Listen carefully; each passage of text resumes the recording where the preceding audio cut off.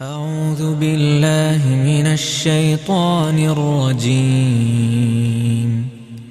بسم الله الرحمن الرحيم. وأدخل يدك في جيبك تخرج بيضاء من غير سوء في 9 آيات إلى فرعون وقومه إنهم كانوا قوما فاسقين. فلما جاءتهم آياتنا مبصرة قالوا هذا سحر مبين وجحدوا بها واستيقنتها أنفسهم ظلما وعلوا فانظر كيف كان عاقبة المفسدين. അസ്സലാമു അലൈക്കും വറഹ്മത്തുള്ളാഹി വബറകാതുഹു. ഖുർആൻ പദം 1268 ദിവസത്തിലേക്ക് എല്ലാവരെയും ഹാർദമായി സ്വാഗതം ചെയ്യുന്നു. വിശുദ്ധ ഖുർആനിലെ 27-ാമത്തെ അധ്യായമായ സൂറത്തുൻ നംലിലെ 12 മുതൽ 14 വരെയുള്ള ആയത്തുകളാണ് ഇന്ന് പഠന വിധേയമാക്കുന്നത്. ക്ലാസ് ആരംഭിക്കുന്നതിനായി ആദരണീയനായ ഡോക്ടർ AI വിലായത്തുള്ള സാഹിബിനെ ക്ഷണിക്കുന്നു. അസ്സലാമു അലൈക്കും വറഹ്മത്തുള്ളാഹി വബറകാതുഹു. അഊദു ബില്ലാഹി മിനശ് ശൈത്വാനിർ റജീം. ബിസ്മില്ലാഹിർ റഹ്മാനിർ റഹീം. وادخل يدك في جيبك تخرج بيضاء من غير سوء في 9 آيات إلى فرعون وقومه إنهم كانوا قوما فاسقين. فلما جاءتهم آياتنا مبصرة قالوا هذا سحر مبين وجحدوا بها واستيقنتها أنفسهم ظلما وعلوا فانظر كيف كان عاقبة المفسدين. صدق الله العلي العظيم. സൂറത്തുൻ നംലിലെ 12 മുതൽ 14 വരെയുള്ള ആയത്തുകളാണ് ഞാൻ നിങ്ങളെ കേൾപ്പിച്ചിട്ടുള്ളത്. സൂറത്തുൻ നംലിലെ ആദ്യത്തെ ആമുഖ ഭാഷണം കഴിഞ്ഞതിനെ തുടർന്ന് മൂസ അലൈഹിസ്സലാം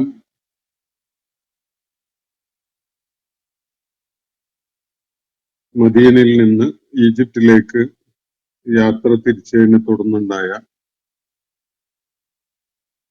ഈജിപ്തിലേക്കുള്ള വഴിയിൽ മാർഗമധ്യേ ഒരു രാത്രി അദ്ദേഹത്തിനുണ്ടായ ഒരു അനുഭവം വിവരിക്കുകയാണ് തുടർന്നുള്ള ആയത്തുകളിൽ. അതിന്റെ ആദ്യ ഭാഗം നമ്മൾ വിശദമായിട്ട് പഠിക്കുകയുണ്ടായി.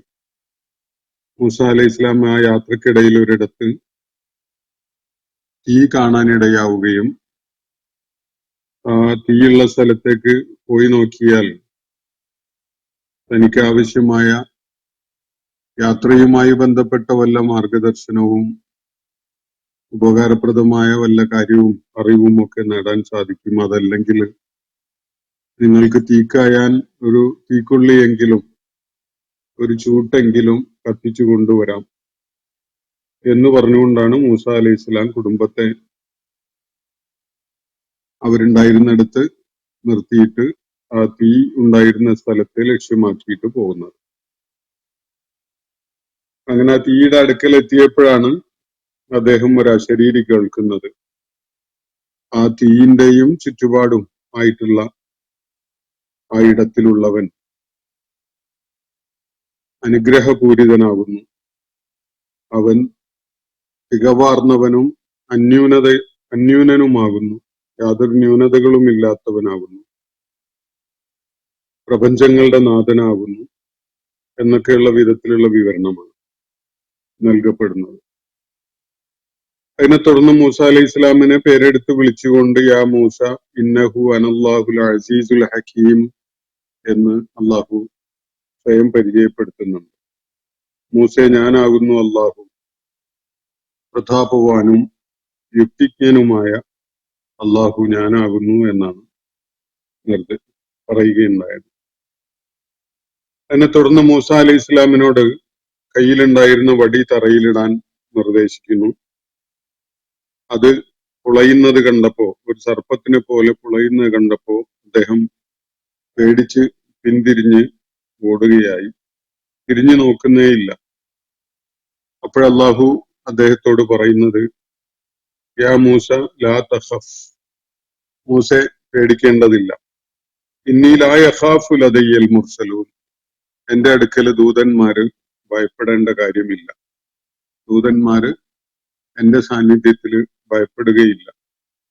ഇല്ലാമൻ വലമ, എന്തെങ്കിലും അധർമ്മമോ അക്രമമോ ചെയ്തു പോയവരല്ലാതെ. അങ്ങനെയുള്ളവര് സുമ്മ ബദ്ദല ഹുസ്നൻ ബഅദ സൂഇൻ, ആ അതിക്രമത്തിനോ തിന്മക്കോ ശേഷം അതിന് പകരമായി സുഹൃതങ്ങൾ ചെയ്തവരൊഴികെ, അങ്ങനെ സുഹൃതങ്ങൾ ചെയ്ത് പശ്ചാത്താപം നടത്തുകയും നന്മ ചെയ്യുകയും ചെയ്തുകൊണ്ടിരുന്ന ആളുകൾ, അവരും അങ്ങനെയുള്ള ദൂതന്മാരും അള്ളാഹുവിന്റെ അടുക്കൽ ഭയപ്പെടേണ്ടതില്ല. ഫൈനി ഗഫൂറുർ റഹീം, നിശ്ചയമായിട്ടും ഞാൻ ഏറെ പുറത്തു കൊടുക്കുന്നവനും കരുണയുള്ളവനുമാകുന്നു എന്നാണ് മൂസ അലൈഹി ഇസ്ലാമിനോട് അള്ളാഹു ആ ഘട്ടത്തിൽ പറയുകയുണ്ടായത്. മൂസ അലൈഹി ഇസ്ലാമിന് അദ്ദേഹത്തെ ചുമതലപ്പെടുത്തപ്പെടാൻ പോകുന്ന ദൗത്യം നിർവഹിക്കാൻ അദ്ദേഹത്തിന് കരുത്തു പകരുന്ന, അദ്ദേഹത്തിന്റെ പ്രവാചകത്വം സമൂഹത്തിന് ബോധ്യപ്പെടുത്താൻ ഉപകരിക്കുന്ന ഒരു ദൃഷ്ടാന്തം, ഒരു മുഅ്ജിസത്ത് ആണ് ഇവിടെ കാണിക്കപ്പെട്ടിട്ടുള്ളത്. അദ്ദേഹത്തിന്റെ കയ്യിലുണ്ടായിരുന്ന വടി നിലത്തിടുന്നതോടെ അത് ഒരു അത്യുഗ്രൻ സർപ്പമായി മാറുന്നു എന്നതാണ് ഈ മുഅ്ജിസത്ത്. അപ്പോ മൂസ അലൈഹി ഇസ്ലാമിന് പോലും അത് പേടിയുണ്ടാക്കുന്ന ഒരു അനുഭവമായി മാറി. അദ്ദേഹം പേടിച്ചോടി. തിരിഞ്ഞു നോക്കാൻ പോലും കൂട്ടാക്കാത്ത വിധത്തിൽ അദ്ദേഹത്തില് അത് ഭീതി ജനിപ്പിച്ചു. അത്രയും സ്വാഭാവികത തോന്നുന്ന, അത്രയും ശരിക്കും തന്നെ പ്രകൃതിപരമായി തന്നെയുള്ള സർപ്പമാണ് എന്നത് തോന്നുന്ന ഒരു കാഴ്ചയാണ് അദ്ദേഹത്തിന് ഉണ്ടായത്, ഒരു അനുഭവമാണ് ഉണ്ടായത്. അതിനെ തുടർന്ന് അള്ളാഹു വീണ്ടും ഒരു നിർദ്ദേശം നൽകുകയാണ് ഇന്ന് നമ്മൾ വായിച്ചു വെച്ച ആയത്തുകളിൽ. വാദഖിൽ യദക ഫീ ജൈബിക, മൂസേ നീ നിന്റെ കൈ നിന്റെ വസ്ത്രത്തിനകത്തേക്ക് പ്രവേശിപ്പിക്കുക. ജൈബ് എന്ന് പറഞ്ഞ ഒരു തുറന്ന ഇടം, അതുപോലെ വസ്ത്രത്തിന്റെ പോക്കറ്റ്, ഇങ്ങനെയൊക്കെയാണ് അതിന്റെ അർത്ഥം. അപ്പോ മേൽവസ്ത്രത്തിന്റെ, മാറുമറക്കുന്ന വസ്ത്രത്തിന്റെ ഉൾഭാഗത്തെ ഉദ്ദേശിച്ചുകൊണ്ടാണ് ഇവിടെ ഈ നിർദ്ദേശം നൽകപ്പെടുന്നത്. മൂസേ നീ നിന്റെ കൈ നിന്റെ ജൈബില്, നിന്റെ കീശയിൽ, അല്ലെങ്കിൽ നിന്റെ വസ്ത്രത്തിന്റെ ഉൾഭാഗത്തേക്ക് പ്രവേശിപ്പിക്കുക. തഖ്റുജു ബൈളാഅ മിൻ ഗൈരി സൂഇ, അത് നല്ല തിളക്കമുള്ളതായിട്ട് പുറത്തു വരും. പിന്നീട് അത് പുറത്തെടുക്കുമ്പോ കൈ വസ്ത്രത്തിനകത്തേക്ക് തിരികെ വെച്ചതിന് ശേഷം നീ അത് വെളിയിലോട്ട് എടുക്കുമ്പോ അത് നല്ല ബൈളാ ആയിട്ട് വെട്ടിത്തിളങ്ങുന്ന, വെളുത്ത് വെട്ടിത്തിളങ്ങുന്ന രൂപത്തിലായിട്ട് സൂര്യശോഭയോടെ നിനക്കതിനെ കാണാം. മിൻ ഗൈരി സൂഇൻ, വേറെ ദ്രോഹമൊന്നുമില്ല, വേറെ കുഴപ്പമൊന്നും ഉണ്ടാവില്ല. പൊള്ളുകയോ അല്ലെങ്കിൽ നീറ്റൽ അനുഭവപ്പെടുകയോ അങ്ങനെ യാതൊരു ബുദ്ധിമുട്ടുമില്ല. അങ്ങനെ ബുദ്ധിമുട്ടും ഇല്ലാതെ തന്നെ കൈ അങ്ങനെ വെട്ടിത്തിളങ്ങുന്ന, ജ്വലിച്ചുകൊണ്ടിരിക്കുന്ന ഒരു കാഴ്ച നിനക്ക് കാണാൻ സാധിക്കും. ഇത് ഫീ തിസ്ഇ ആയാത്തിൻ ഇലാ ഫിർഔന വഖൗമി, ഫീ തിസ്ഇ ആയാത്തിൻ, ഇത് 9 ദൃഷ്ടാന്തങ്ങളിൽ പെട്ടതാണ്. ഇവിടെ 2 ദൃഷ്ടാന്തങ്ങൾ കാണിക്കപ്പെടുകയാണ്. ഒന്ന്, കയ്യിലുണ്ടായിരുന്ന വടി തറയിലിടാൻ വേണ്ടി പറയുന്നു. അത് ഒരു അത്യുഗ്രൻ സർപ്പമായി മൂസ അലൈഹി ഇസ്ലാമിന് പോലും ഭീതി ഉണ്ടാക്കുന്ന വിധത്തിലുള്ള ഒരു സർപ്പമായിട്ട് അത് കുളഞ്ഞ് ഇഴഞ്ഞു നടക്കുന്നു. ഇതാണ് ഒന്നാമത്തത്. രണ്ടാമത്തത്, കൈ മേൽവസ്ത്രത്തിന്റെ അകത്തേക്ക് പ്രവേശിപ്പിക്കാനാണ് അള്ളാഹു പറഞ്ഞത്. വേറെ ചിലയിടങ്ങളില് കക്ഷത്തിൽ നിന്ന് എടുക്കുന്ന മാത്രയിൽ അത് വെട്ടിത്തിളങ്ങുന്നതായിട്ട് പറയുന്ന കാണാം. മൂസ അലി ഇസ്ലാം വസ്ത്രം ധരിച്ചിട്ടുണ്ടായിരുന്നു എന്നതാണല്ലോ നമ്മൾ അനുമാനിക്കേണ്ടത്. അപ്പോ പഴയകാലത്തെ വസ്ത്രധാരണ രീതി വെച്ച് നോക്കുമ്പോൾ മൂടിപ്പൊതയ്ക്കുന്ന ഒരു മേലൊന്നാകം മൂടിപ്പൊതയ്ക്കുന്ന വിധത്തിലുള്ള വളരെ ലൂസായ വസ്ത്രമാണ് അക്കാലത്ത് ആളുകൾ ധരിക്കാറുണ്ടായിരുന്നത് എന്നതാണ് നമുക്ക് സങ്കല്പിക്കാൻ കഴിയുക. അപ്പോൾ വസ്ത്രത്തില് ഈ മുൻകൈ മാത്രമേ വെളിപ്പെട്ട് നിൽക്കാറുണ്ടാവുള്ളൂ സാധാരണഗതിയിൽ അവരുടെ പൗരാണികരായ ആളുകളുടെ വസ്ത്രധാരണത്തിന്റെ രീതിയിൽ. അപ്പൊ അത് കക്ഷത്തിൽ വെക്കുന്നത് വസ്ത്രത്തിൽ ഒളിപ്പിക്കുന്ന പോലെ തന്നെയാണ്. അപ്പോ ഇവിടെ പറയുന്നത് നീ നിന്റെ കൈ നിന്റെ ജൈബിനകത്തേക്ക് കടത്തി വെക്കുക, നിന്റെ വസ്ത്രത്തിന്റെ ഉൾഭാഗത്തേക്ക് നീ കടത്തി വെക്കുക. തഖ്റുജു ബൈളാ, അത് നല്ല വെളുപ്പുള്ളതായിട്ട് വെട്ടിത്തിളങ്ങുന്ന ജ്വലിക്കുന്ന ഒന്നായിട്ട് പുറത്തു വരും. പേടിക്കൊന്നും വേണ്ട, അത് എന്തെങ്കിലും രോഗത്തിന്റെ സൂചനയോ അല്ലെങ്കിൽ നിനക്ക് വല്ല ശാരീരികമായ വിഷമോ പ്രയാസമോ ഒന്നും ഉണ്ടാക്കുന്ന ഒന്നുമല്ല. പൊള്ളൽ അനുഭവപ്പെടുന്നതോ നീറ്റൽ അനുഭവപ്പെടുന്നതോ അതല്ലെങ്കിൽ വല്ല പാണ്ഡുരോഗം പോലെയുള്ളതോ ഒന്നുമല്ല. തഖ്റുജു ബൈളാ, നല്ല ജ്വലിക്കുന്ന ജ്വാലയുള്ള തിളക്കമുള്ള വെളുത്ത സംഗതിയായിട്ട് കൈ പുറത്തു വരും. മിൻ ഗൈരി സൂഇൻ, ഒരു ദ്രോഹവുമില്ലാത്ത വിധത്തിൽ, ദ്രോഹകരമായ യാതൊന്നുമില്ലാത്ത വിധം. ഇത് എന്താണെന്നാണ് തുടർന്ന് അള്ളാഹു പറയുന്നത്. ഈ രണ്ട് സംഗതികള് ഈ 9 ആയാത്ത്, നിനക്ക് നൽകപ്പെടാൻ പോകുന്ന 9 ദൃഷ്ടാന്തങ്ങളിൽ പെട്ടതാണ് എന്നാണ് അള്ളാഹുവിടെ മൂസ അലൈഹി ഇസ്ലാമിനെ അറിയിക്കുന്നത്. അള്ളാഹു അദ്ദേഹത്തെ ചുമതലപ്പെടുത്തുന്ന ആ ദൗത്യം നിർവഹിക്കാൻ അദ്ദേഹത്തിന് പിൻബലമായി അദ്ദേഹം ദൈവത്തിന്റെ അടുക്കൽ നിന്ന് നിയുക്തനായ പ്രവാചകനാണ്, ദൂതനാണ് എന്ന കാര്യം ബോധ്യപ്പെടുത്തുന്നതിനായി 9 ദൃഷ്ടാന്തങ്ങളാണ് അള്ളാഹു അനുവദിച്ച് നൽകാൻ പോകുന്നത്. അതിലെ 2 എണ്ണമാണിത് ഇവിടെ കാണിക്കപ്പെട്ടിരിക്കുന്നത്. ഈ 9 ആയാത്ത്. അപ്പോ 2 ദൃഷ്ടാന്തങ്ങള് ഈ 9 എണ്ണത്തില്, ഈ 9 ആയാത്ത് ഈ 9 എണ്ണത്തിൽ പെട്ടതാണ് എന്നാണ് ഇവിടെ പറയുന്നത്. ഇത് എന്തിനു വേണ്ടിയുള്ളതാണ്? വളരെ സംക്ഷിപ്തമായ, വളരെ ക്രിപ്റ്റിക്കായ രീതിയിൽ കാര്യങ്ങൾ അറ്റിക്കുറുക്കി പറയുകയാണ് അള്ളാഹു. ഇലാ ഫിറൗന വ ഖൗമി, ഫിറൗന്റെ അടുക്കലേക്ക്, ഫിറൗന്റെ സമൂഹത്തിന്റെ അടുക്കലേക്ക് അത്രേ പറയുന്നുള്ളൂ. വേറെ ചിലയിടങ്ങളില് നീ ഫിറൗന്റെ അടുക്കലേക്ക് പോവുക, അദ്ദേഹത്തിന്റെ മലവിനോടും ഫിറോവിനോടും ഒക്കെ ആയിട്ട് നീ പറയുക എന്നൊക്കെ പറഞ്ഞിട്ട് അതിന്റെ വിശദാംശങ്ങള് വിശുദ്ധ ഖുർആനിലെ വേറെ സൂറത്തുകളിൽ നമുക്ക് കാണാൻ സാധിക്കും. ഇവിടെ അതൊക്കെ വളരെ സംക്ഷിപ്തമായിട്ട് 3 വാക്കുകളിലായിട്ട് പരിമിതപ്പെടുത്തുകയാണ്. ഇലാ ഫിറൗന വ ഖൗമി, ഫറോവയുടെയും അയാളുടെ ജനതയുടെയും അടുക്കലേക്ക് നീ പോയി ദൈവിക ദൗത്യം നിർവഹിക്കുന്നതിന് വേണ്ടിയായിട്ട് നിനക്ക് നൽകപ്പെടുന്ന 9 ദൃഷ്ടാന്തങ്ങളിൽ പെട്ടവയാണ് ഇവ എന്നാണ് നമുക്ക് അതിനൊന്ന് നിവർത്തി വെച്ചാലും വായിക്കാൻ കഴിയും. ഇവിടെ ഉപയോഗിക്കപ്പെട്ടിരിക്കുന്ന വാക്കുകൾ ഇലാ ഫിറൗന വ ഖൗമി, ഫിറൗന്റെയും അയാളുടെ സമൂഹത്തിന്റെയും അടുക്കലേക്ക് എന്ന് മാത്രമേ അതിന് വാക്കുകളുടെ അർത്ഥമുള്ളൂ. പക്ഷെ ആ കോണ്ടെക്സ്റ്റില് സംഗതികൾ വ്യക്തമാണ്.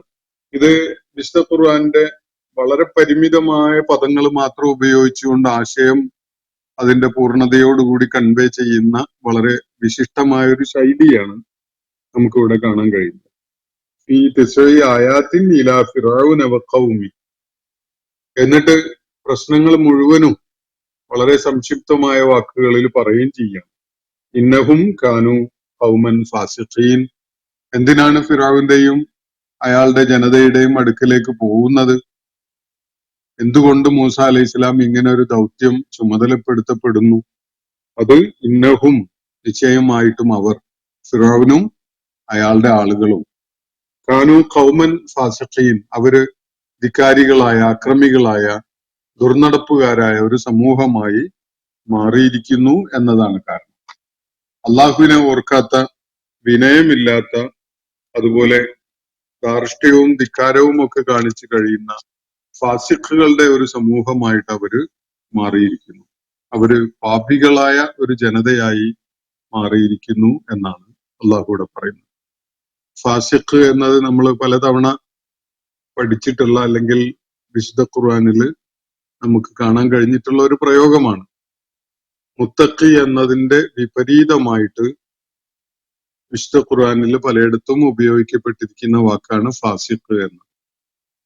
ദൈവഭക്തിയുള്ള, സൂക്ഷ്മതയുള്ള, ശ്രദ്ധയുള്ള, ജാഗ്രതയുള്ള, ബുദ്ധിപരമായ സത്യസന്ധതയുള്ള ഒരാൾക്കാണ് മുത്തഖി എന്ന് വിശുദ്ധ ഖുർആൻ ഉപയോഗിക്കുന്നത്.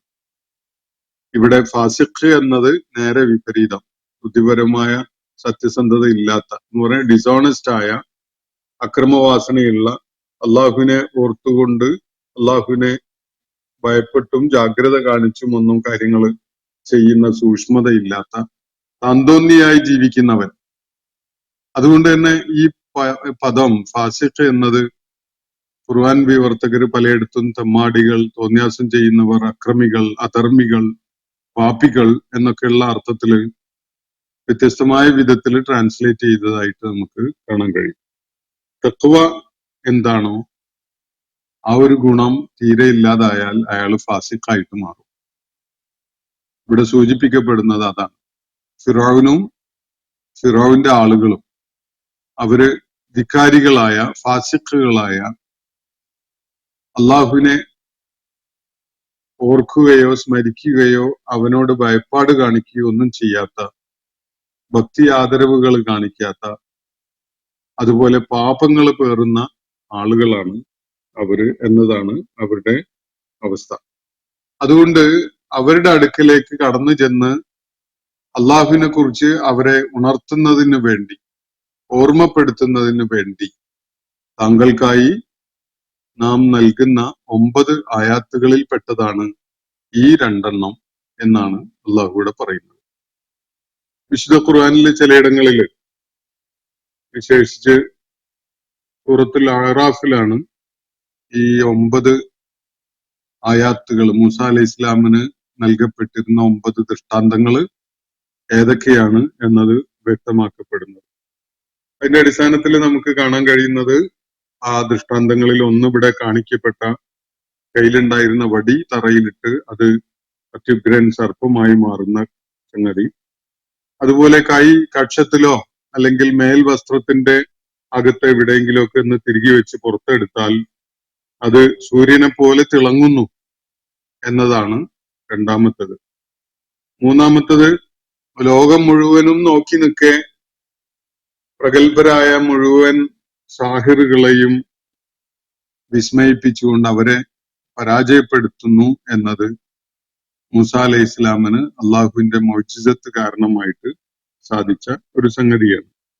നാലാമത്തത്, മൂസ അലൈഹി ഇസ്ലാമിന്റെ ദൗത്യ നിർവഹണ കാലത്ത് ഈജിപ്തില് അള്ളാഹു മൂസ അലൈഹി ഇസ്ലാം അവരോട് മുൻകൂട്ടി താക്കീത് ചെയ്ത പ്രകാരം തന്നെ അവരുടെ നാട്ടിൽ ക്ഷാമം ഉണ്ടാകുന്നു എന്നതാണ്. വർഷങ്ങളോളം അവിടെ ക്ഷാമം പിടികൂടുന്നു. മൂസ അലൈഹി ഇസ്ലാം അതിനെക്കുറിച്ച് നേരത്തെ തന്നെ മുന്നറിയിപ്പ് നൽകിയിട്ടുണ്ടായിരുന്നു.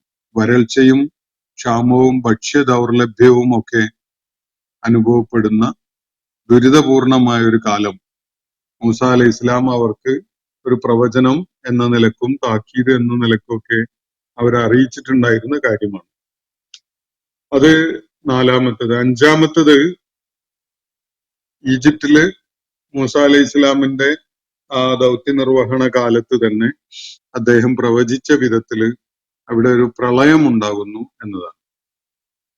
അഞ്ചാമത്തെ ദൃഷ്ടാന്തം അതാണ്.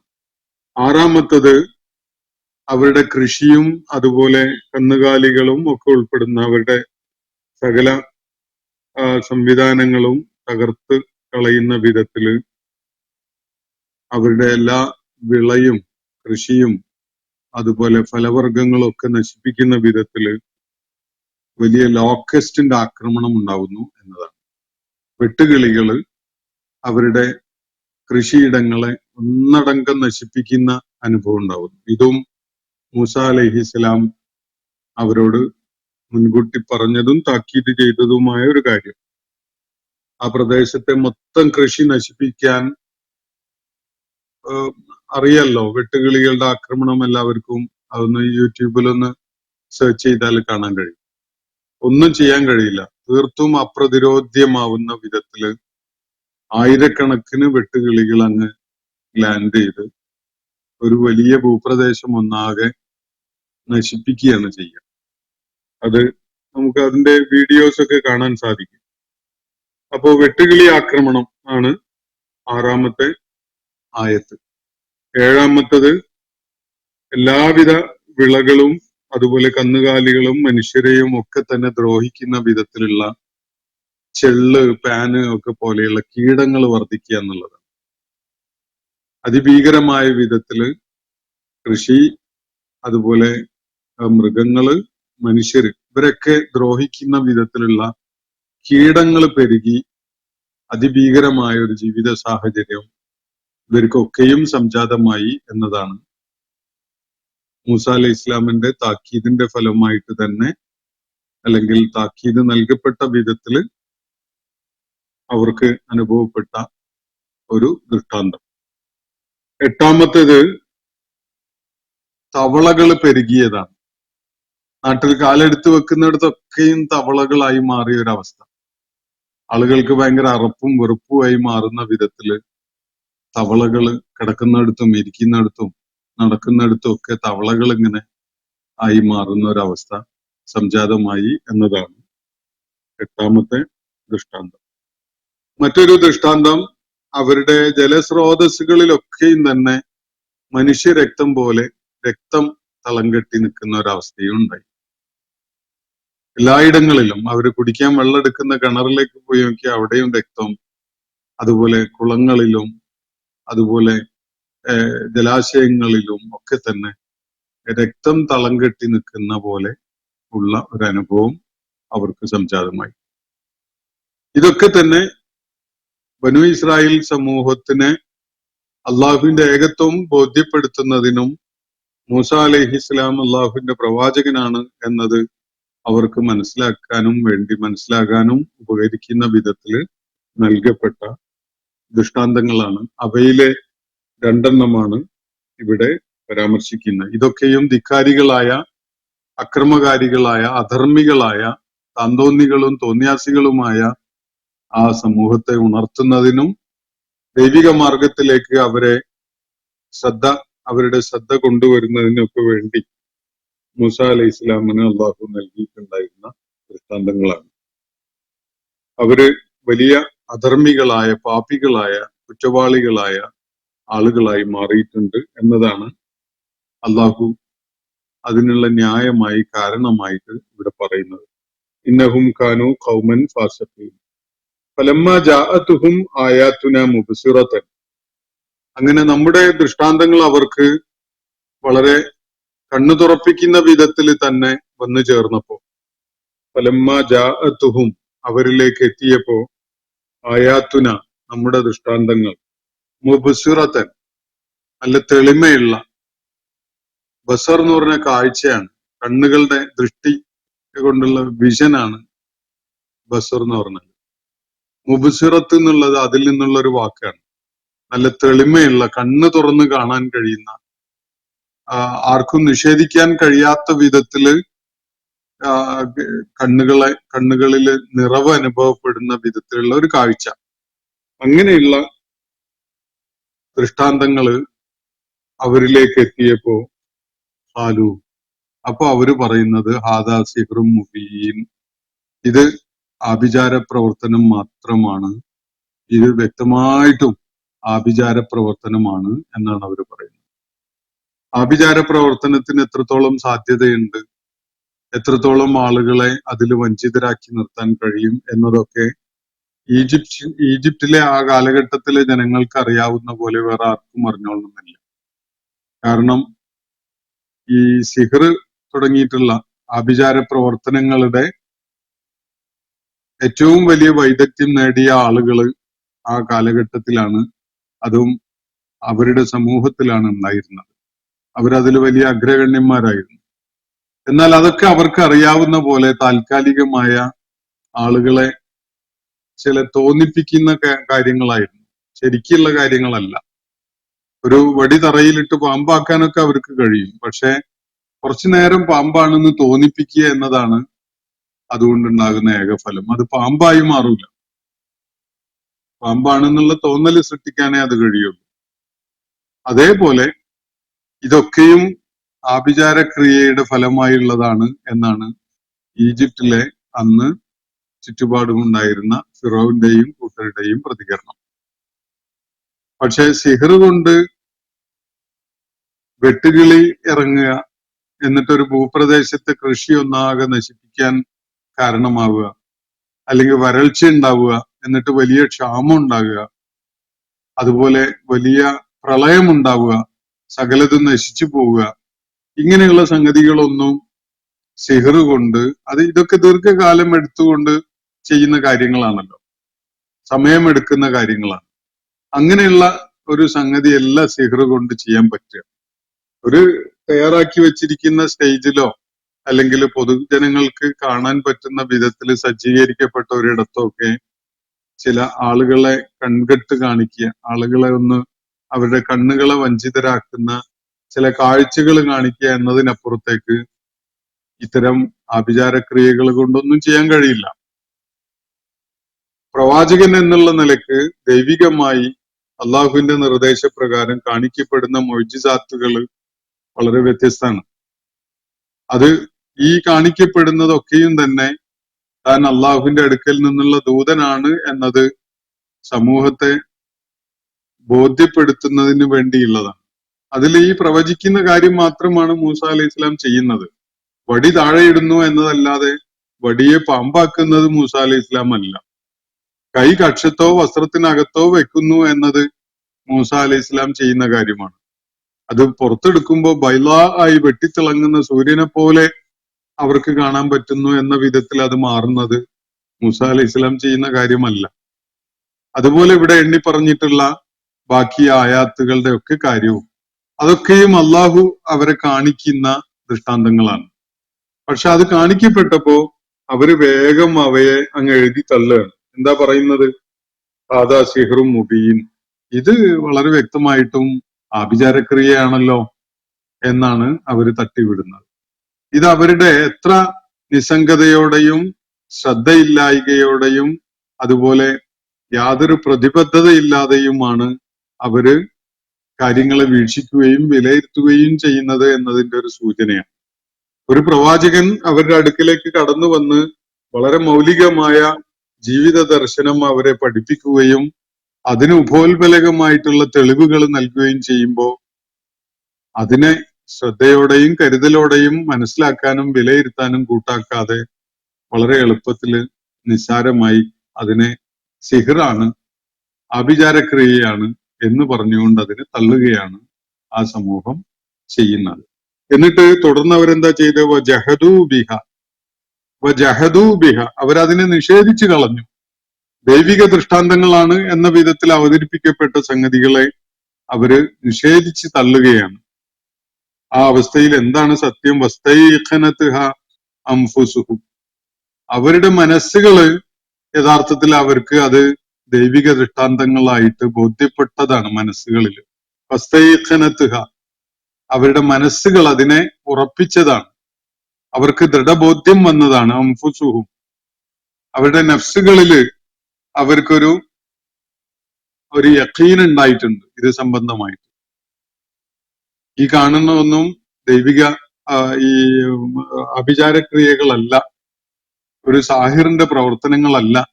നമുക്ക് സാഹിറുകളെ നന്നായിട്ട് അറിയാലോ, അവര് ചെയ്യുന്ന കാര്യങ്ങൾ എന്തൊക്കെയാണെന്നൊക്കെ നമ്മൾ എത്രയോ കണ്ടിട്ടുള്ളതല്ലേ. പക്ഷെ ഇതൊന്നും അതല്ല, ഇത് ദൈവിക ദൃഷ്ടാന്തങ്ങൾ തന്നെയാണ്. ഒരു പ്രവാചകന്റെ സാന്നിധ്യത്തില് പ്രവാചകന്റെ സാക്ഷ്യമായിട്ട് അവതരിപ്പിക്കപ്പെടുന്ന കാര്യങ്ങളാണിത് എന്നത് അവരുടെ മനസ്സുകൾ അവർക്ക് ദൃഢബോധ്യം നൽകുന്നുണ്ട്. വസ്തൈഖനത്ഹ അൻഫുസുഹും, എന്നിട്ട് സ്വന്തം മനസ്സുകളെ വഞ്ചിച്ചുകൊണ്ടാണ് അവര് പറയുന്നത് ഇത് ദൈവിക ദൃഷ്ടാന്തങ്ങളല്ല, കേവലം ആഭിചാരക്രിയകൾ മാത്രമാണ്. വജഹദൂ ബിഹ, അവരതിനെ നിഷേധിക്കാൻ ഒരുപ്പെടുന്നു.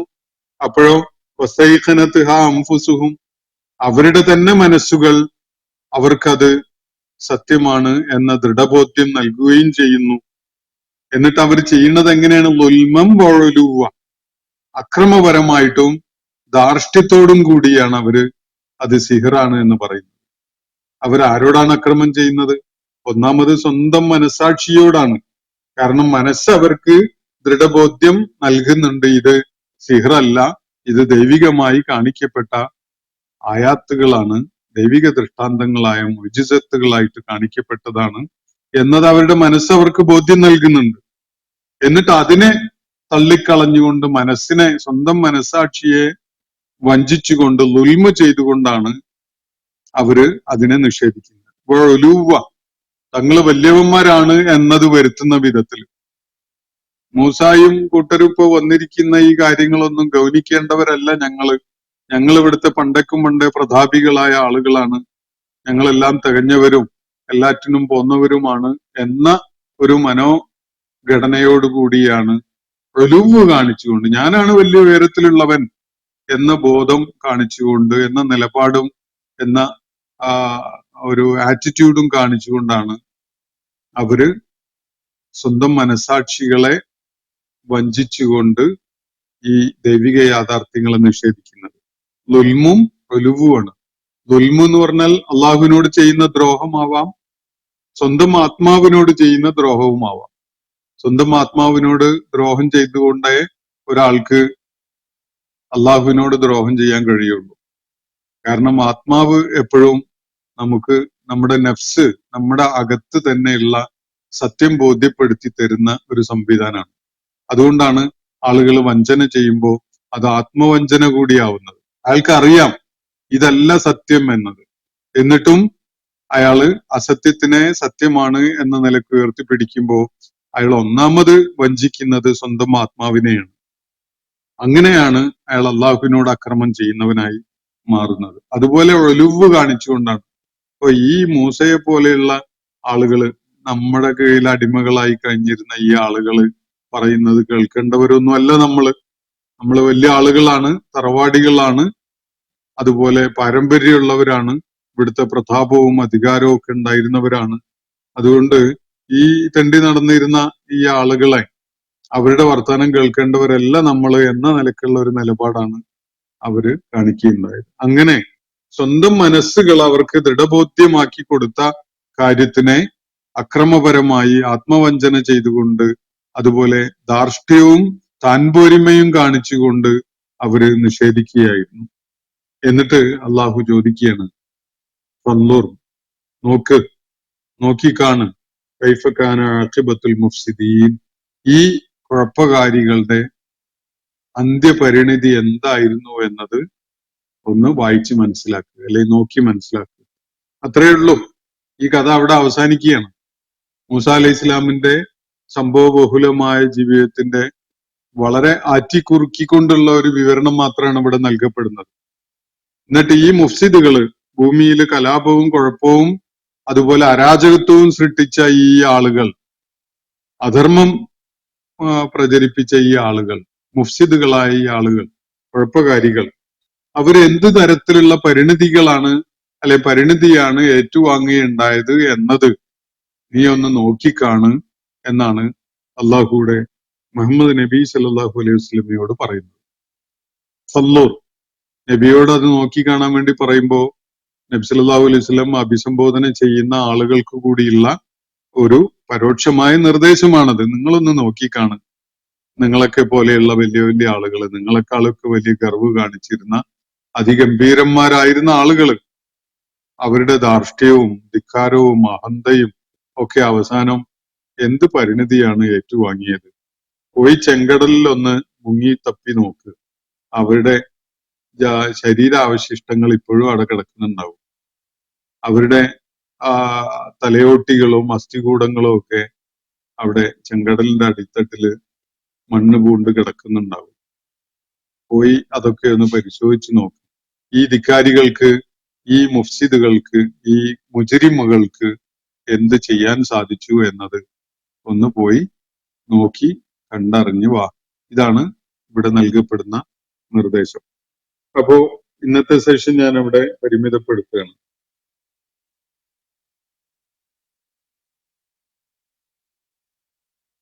സൂറത്തു ബനു ഇസ്രായേലില് മൂസ അലൈഹി ഇസ്ലാമിന്റെ പ്രതിയോഗികളോടായിട്ട് അള്ളാഹു പറയുന്നൊരു വാചകം, അള്ളാഹുവിന്റെ പ്രവാചകൻ മൂസ അലൈഹി ഇസ്ലാം പറയുന്നൊരു വാചകം അള്ളാഹു ഉൾപ്പെടുത്തിയത് കാണാം. ലഖദ് അലിംത മാ അൻസല ഹഉലാഇ ഇല്ലാ റബ്ബുസ് സമാവാതി വൽ അർദ്.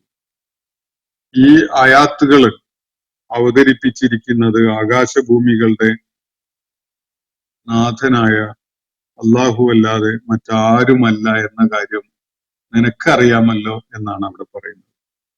അതുപോലെ അവരുടെ ഒരു പ്രതികരണം, പ്രത്യേകിച്ച് ഫിറഔന്റെയും അയാളോടൊപ്പം ഒട്ടി നിന്ന് അയാൾക്ക് പിന്തുണ കൊടുത്തുകൊണ്ട് നിന്നിരുന്ന ആളുകളുടെ ഒരു പ്രതികരണം, അനുമിനുലി ബഷറൈനി മിസ്ലിന വ ഖൗമുഹുമ ലനാ ആബിദൂൻ.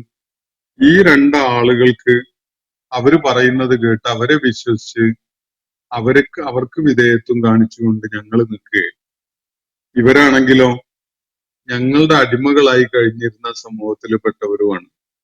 ഇപ്പൊ ഖൗമുഹുമ ലന ആബിദൂൻ, ഞങ്ങൾക്ക് അടിമകളായിരുന്നവരാണ് ഇവരുടെ സമൂഹം.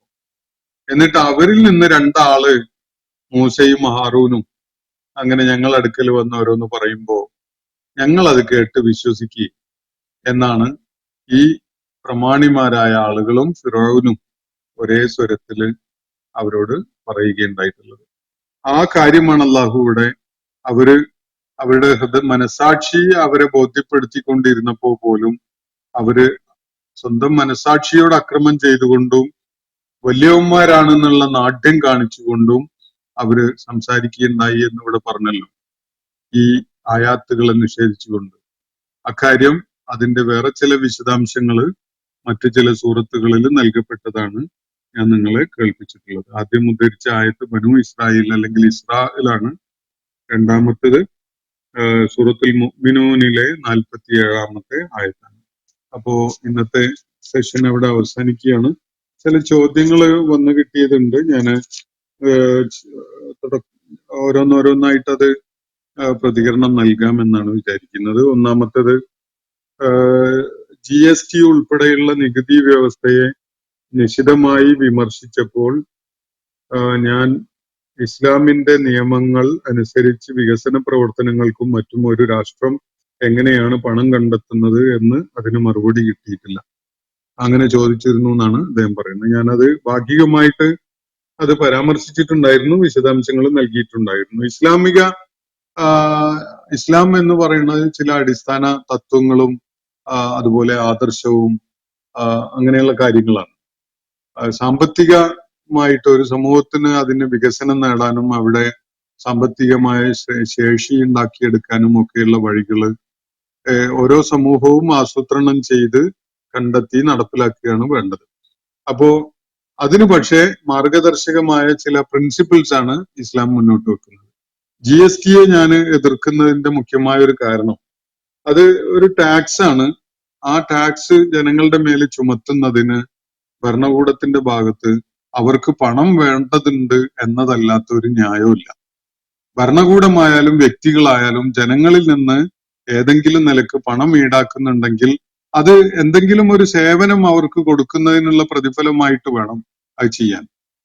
ഇപ്പോ ഭൂമി രജിസ്ട്രേഷന് നമ്മൾ ഒരു ന്യായമായ ഫീസ് ഈടാക്കുന്നുണ്ടെങ്കിൽ നാട്ടില് ഒരു നിയമവ്യവസ്ഥ നടപ്പിലാക്കി അതിന് സ്വീകാര്യത ഉണ്ടാക്കാനുള്ള ഒരു ഏജൻസിയാണല്ലോ ഭരണകൂടം. ആ ഭരണകൂടം ആ ഏജൻസിയൊക്കെ നിലനിൽക്കുന്നത് കൊണ്ടാണ് ഈ ട്രാൻസാക്ഷനുകളിൽ അതിന്റെ സുതാര്യതയും കൃത്യതയും സ്വീകാര്യതയും ഒക്കെ നിലനിൽക്കുന്നത് എന്നൊരു കാരണത്താൽ രജിസ്ട്രേഷന് നമ്മളൊരു ഫീസ് ഈടാക്കാമെന്ന് വെക്കുക. അതിനൊരു ന്യായമൊക്കെ പറയാൻ കഴിയും. പക്ഷെ പല ഘട്ടങ്ങളിലായിട്ട് നികുതി ഈടാക്കപ്പെട്ട സംഗതികൾക്ക് പിന്നെ നിങ്ങൾ വിൽക്കാൻ വെച്ച സാധനം ഞാൻ വാങ്ങുമ്പോ ആ സാധനത്തിന്റെ വില കൂടാതെ ഞാനത് വാങ്ങുന്നു എന്നതിന്റെ പേരിൽ സർക്കാരിന് വീണ്ടും നികുതി കൊടുക്കുക എന്ന് പറയുന്നത്, എന്റെ അടുക്കൽ നിന്ന് നീതി ഈടാക്കുക എന്ന് പറയുന്നത് എനിക്ക് വിശേഷിച്ച് യാതൊരു സേവനവും നൽകാതെയാണ് ആ പണം സർക്കാർ ഈടാക്കുന്നത്. എന്തിനു വേണ്ടിയാണ് ആ പണം ഞാൻ നിങ്ങൾക്ക് തരുന്നത് എന്ന് ചോദിച്ചാൽ സർക്കാരിനൊന്നും പറയാനുണ്ടാവില്ല. അത് ആ സംഗതി മാനുഫാക്ചർ ചെയ്യുന്നതിന് നേരത്തെ നികുതി ഈടാക്കപ്പെട്ടതാണ്. അത് വിൽപ്പന ചെയ്യുന്നതിന് നികുതി ഈടാക്കുന്നുണ്ട്.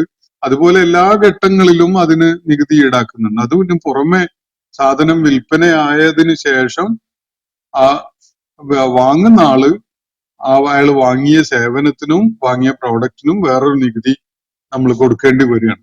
അതിൽ സർക്കാർ എന്താണ് നൽകുന്നത് ഈ ബന്ധപ്പെട്ട ആളുകൾക്ക് പകരമായിട്ട്? ഒന്നും നൽകുന്നില്ല. അക്രമപരമായിട്ട് ചെയ്യാണ്. അത് ജനങ്ങളുടെ അടുക്കൽ നിന്ന് ഞങ്ങൾക്ക് പണം ഈടാക്കേണ്ടതുണ്ട്, അതിന് എന്തെങ്കിലും ഒരു പേര് പറയുകയാണ്. എന്നാ പിന്നെ ശ്വസിക്കുന്നതിന് നികുതി ഈടാക്കിക്കോളൂ, കീഴ്വായു വിടുന്നതിന് നികുതി ഈടാക്കിക്കോളൂ, വെള്ളം കുടിക്കാനും വെള്ളം വാങ്ങി ഞാൻ കൊണ്ടുവന്ന് വെച്ച വെള്ളം വായിലേക്ക് ഒഴിച്ച് അങ്ങ് ഇറക്കുന്നതിന് നികുതി ഈടാക്കിക്കോളൂ, തലയിലും ശരീരഭാഗങ്ങളിലൊക്കെ ചൊറിച്ചിൽ അനുഭവപ്പെടുമ്പോ അതിനൊക്കെ ഞാൻ ചൊറിയുമ്പോഴും മാന്തുമ്പോഴും ഒക്കെ അതിനൊക്കെ നിങ്ങൾക്ക് നികുതി ഈടാക്കാം. പ്രത്യേകിച്ച് കാരണമൊന്നുമില്ല. കാരണം എന്താണ്? നിങ്ങൾക്ക് പണം വേണം എന്ന് മാത്രമാണ്. ഇതല്ല ഭരണകൂടം ചെയ്യേണ്ടത്. മറിച്ച് ഭരണകൂടം എന്തെങ്കിലും ഒരു സേവനം ജനങ്ങൾക്ക് ചെയ്തു കൊടുത്തിട്ട് അതിന് പണം ഈടാക്കാം. എത്ര സാധ്യതകളുണ്ട് നമ്മുടെ നാട്ടിൽ. ഇപ്പോ ഓരോ ഗ്രാമത്തില് ഒരു 100 ആളുകൾ താമസിക്കുന്ന ഒരു പ്രദേശത്ത് കുട്ടികൾക്ക് കളിച്ചുല്ലസിക്കാൻ ഒരു എന്റർടൈൻമെന്റ് പാർക്ക് ഉണ്ടാക്കിയിട്ട് ഒരു നികുതി ഈടാക്കാൻ സർക്കാരിന് പറ്റുമല്ലോ. ഒരു അങ്ങാടിയിൽ ഒരു കംഫർട്ട് സ്റ്റേഷൻ സ്ഥാപിച്ച് നല്ല മൂത്രമൊഴിക്കാനും അതുപോലെയുള്ള ആവശ്യങ്ങൾക്കും ഒക്കെ പറ്റിയ ഒരു കേന്ദ്രം, കുളിക്കാനും കക്കൂസ് പോലെയുള്ള സൗകര്യങ്ങളൊക്കെ ഒരുക്കിയിട്ട് അതിനൊരു നികുതി ചുമത്തുന്നതിന് അത് വൃത്തിയായി വെച്ച് അതൊരു സേവനമാണ്, അതിന് പണം ഈടാക്കാം. അതുപോലെയുള്ള പല കാര്യങ്ങളും സർക്കാരിന് ചെയ്യാം. ഇത് ഇസ്ലാം പറഞ്ഞു തരേണ്ട ഒരു കാര്യമല്ല, മനുഷ്യന്റെ കോമൺ സെൻസ് വെച്ചുകൊണ്ട് കണ്ടെത്തേണ്ട സംഗതികളാണ്. അങ്ങനെയല്ല അക്രമപരമായി ജനങ്ങളെ ചൂഷണം ചെയ്ത് ഞങ്ങൾക്ക് ഒരു അധ്വാനവും ഇല്ലാതെ ഒരു പ്രയാസവും അനുഭവിക്കേണ്ടതില്ലാതെ ഞങ്ങളുടെ ഖജനാവ് കണ്ട് നിറയണം എന്ന തീരുമാനമാണ് ഈ ഭരണ നടത്തിപ്പുകാർ ചെയ്യുന്നത്. കാരണം അവരെ സംബന്ധിച്ചിടത്തോളം എളുപ്പത്തിൽ അവർക്ക് കൈകാര്യം ചെയ്യാൻ പണം ഇങ്ങനെ കിട്ടണം. എന്നാലേ അവർക്ക് കറപ്ഷൻ കാണിച്ചുകൊണ്ട് പല പേരുകളിലും പ്രതിമ ഉണ്ടാക്കാനോ അല്ലെങ്കിൽ വേറെ എന്തെങ്കിലും സ്മാരകങ്ങൾ ഉണ്ടാക്കാനോ എന്ന പേരിൽ പണം അമിതമായിട്ട്, നമുക്കറിയല്ലോ അതിന്റെ ടെൻഡർ ഒക്കെ എങ്ങനെയാണ് വരുന്നത് എന്നുള്ളത്. ആ ടെൻഡർ ആകുന്ന തുകയുടെ 10% പോലും ഇല്ലാതെ നാട്ടിലെ ആളുകൾ അതൊക്കെ ചെയ്യുന്നുണ്ട്.